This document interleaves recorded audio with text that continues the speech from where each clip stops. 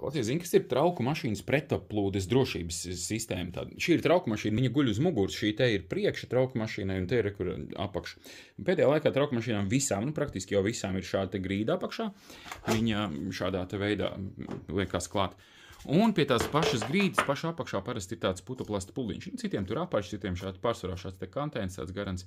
Un tiklīdz šeit satek ūdens uz grīdas kaut kāda iemesla pēc, šis te paceļās un nostrādā tur tāds devējs, kurš pasaka uzreiz trauku mašīnai: klausies, draudzenes, slēdzies ārā, pumpē visu prom, mums uz grīdas ir ūdens, neapludināsim kaimiņus.